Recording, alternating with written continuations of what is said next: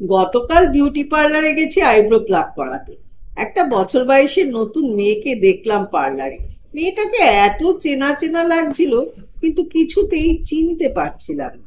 স্মৃতিশক্তি মাঝে মাঝে এমন ধোঁকা দেয় যে চূড়ান্ত বিরক্তিকর লাগে। কিন্তু মেয়েটাকে আমি একবার নয়, একের বেশি দেখেছি মনে হচ্ছিল। এমন সময় মেয়েটি এসে বলল, দিদি ভাই ভালো আছেন? আমি ঘাড় নেড়ে বললাম, হ্যাঁ ভালো। তুমি কেমন আছো? তখন স্মৃতির রোমন্থন চলছে আমার মস্তিষ্কে। মেয়েটি বলল, ভালো আছি দিদি। আমি এই পার্লারে জয়েন করেছি মাসখানেক হলো, আর পাচ্ছিলাম না ওখানে। এবারে আমার মনে পড়ে গেল মিত্রালীকে। আমি কোথায় দেখেছি? আমি বছর দুয়েক আগে মিত্রালীর মায়ের পার্লারে গিয়েছিলাম বারচারে, তখনই দেখেছিলাম মেয়েটিকে। মিত্রালী আমার ভ্রু প্লাক করছিল কালকে। তখনই আমি বললাম, আসলে আমার এটা বেশি কাছে হয়, তাই তোমাদের পার্লারে আর যাওয়া হয় না। মিত্রালী হেসে বলল, আমি ছাড়তে বাধ্য হলাম দিদি, প্রতিটা মুহূর্ত অপমান মেনে নেওয়া কষ্টকর। কাস্টমারদের সামনেই মা সব সময় বলতো, ওর কাছে চুল কাটতে হবে না, ওর কাছে ফেসিয়াল করাতে হবে না, আমি হাত ফাঁকা হলে করে দিচ্ছি। দিদিভাই, আমি গ্র্যাজুয়েশনের পর বিউটিশিয়ান কোর্সে ভর্তি হয়েছিলাম মায়ের পার্লারে হেল্প করব বলে। দু চারজন কাস্টমারের কাজ করার পর তারা এসে আমায় খুঁজতো। তখন থেকেই মায়ের সমস্যা শুরু হলো। মায়ের মনে হতে শুরু করলো আমি বেশি নাম কিনে ফেলছি। তাই কাস্টমারদের সামনে সব সময় বলতো, ও কোনো কর্মের নয়, আমি যখন পারবো না তখন পার্লারে থাকলে হয় পার্লার।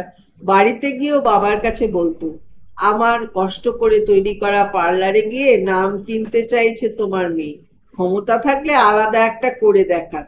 আমি দেখছিলাম মায়ের মানসিক অবস্থার অবনতি হচ্ছে। মা ভাবছে মায়ের নিজের জায়গা আমি নিয়ে নিতে চলেছি, তাই বাধ্য হয়ে আমি এখানে জয়েন করলাম। কনফিডেন্স লেভেল কমে যাচ্ছিল ওখানে।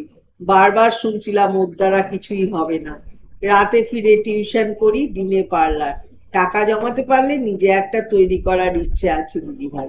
আমি বললাম, তুমি কি একমাত্র সন্তান? মিত্রালী বলল, না দিদি, আমার একটা ভাই আছে। মা আমায় প্রায় শুনিয়ে শুনিয়ে বলে, আমায় দেখবে তো ছেলে, মেয়ে তো কোনো কাজে আসবে না। ভাই আমার খুব ভালোবাসে, বলে দিদি তুই মন খারাপ করিস না, আমি তোর পাশে আছি সব সময়। বাবা যখনই বলতে যায় মাকে যে মেয়েও দেখবে গো, তখনই মা রেগে যায়, তাই বাবা এখন চুপচাপ থাকে। আমার খুব ইচ্ছে একটা পার্লার করে সেটার ওপেনিং আমি মাকে দিয়ে করাবো। আমি সকলের সামনে গর্ব করে বলবো মায়ের কাছেই আমার হাতে খড়ি। আমার খুব ভালো লাগছিল ওর কথা শুনে। নিজের ইচ্ছা পূরণের লড়াইয়ে নেমেছে মেয়েটা, জয়ী হয়ে। নিজের মা যখন প্রতিদ্বন্দ্বী ভাবে তখন সেই লড়াইটা যে বেশ কঠিন, সেটা আর বলার অপেক্ষা রাখে না। মিত্রালীর কাজ সত্যিই ওর মায়ের থেকে ভালো। সেটা বুঝেই হয়তো ওর মা কমপ্লেক্সে ভুগছিল। একটু বয়স হলে অনেক রকমের মানসিক সমস্যার মধ্যে দিয়ে যায় মানুষ। নিজের সন্তানকেও তখন হিংসা করে। এটা অবশ্য একটা মানসিক পরিবর্তন, অবিশ্বাস্য হলেও ঘটে।